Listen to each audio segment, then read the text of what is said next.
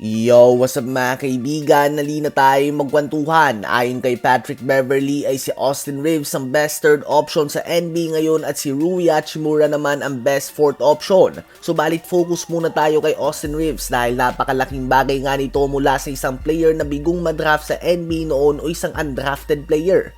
Parang sinabi na din nga ni Pat Bev na mas magaling si Austin Reeves ngayon kaysa sa mga tulad nila Paul George, Kristaps Porzingis o Derrick White at Mikal Bridges. Well, ngayong season nga ay talagang umaangat ang performance si Austin Reeves. May average siya ngayon ng 19.1 points, 4.4 rebounds, and 6.2 assists per game. Subalit sa buong season nga yan, simula nang i-trade nila si D'Lo ay may average na nga si AR-15 na 23 points, 5 rebounds, and 7.1 assists per game as the third option and the main point guard ng Lakers sa likod ni LeBron James and Anthony Davis. Ngunit ngayon nakasama na niya si Luka Doncic ay hindi pa natin matitiyak kung ano ba magiging resulta dito para sa kanyang stats sa mala All-Star lately.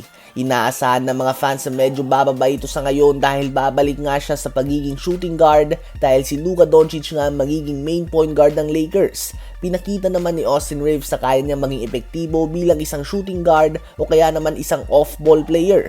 Ganun pa man kung nais mo nga na mailabas ang kanyang full potential, mukhang kailangan mo nga siyang gawing ball-dominant player o kaya naman ang main point guard ng team. At least yan nga ang nakita natin na ginawa ni JJ Redick na nagpaangat ng stats ni Austin Reeves. Sa palagay nyo ba ay aangat o bababa ang stats ni Reeves ngayong kasama na niya si Luka Doncic sa Lakers?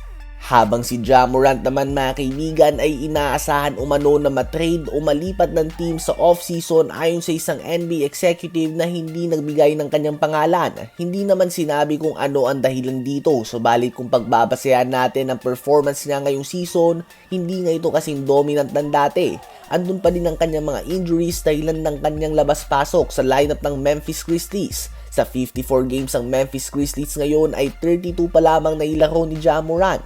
Ganun pa man ay hawak pa din nga nila ang second best record sa Western Conference at hindi nga si Morant ang best player nila ngayong season bagkus si Jaren Jackson Jr. na pinangalanan bilang isang NBA All-Star. Si Morant ay nagtatala lamang ngayong season ng 20.7 points, 4.3 rebounds, and 7.4 assists per game on career worst 44.7% shooting sa field. Noong third year niya nga sa NBA ay andun na ang usap-usapan tungkol sa best point guard ng liga nang pauwiin nila si Steph Curry at ang Golden State Warriors sa play-in tournament. Ngunit matapos ang mga issues sa labas ng court, tila ba imbes na paangat ay pabagsak pa nga ang kanyang performance at ang dating inaasahan na magiging bagong muka ng NBA ay nasapawan na ng mga tulad nila Tyrese Maxey, Cade Cunningham, Jalen Bronson at iba pa. Bukod nga sa pagiging injury prone niya, andun din nga ang katanungan kung kaya mo bang magkampiyon o gumawa ng malalim na playoff run kung siya magiging best player sa isang team. At andun din nga ang mga off-court issues. Sa palagay nyo ba ay dapat lang na i-trade ng Memphis Grizzlies si Ja Morant?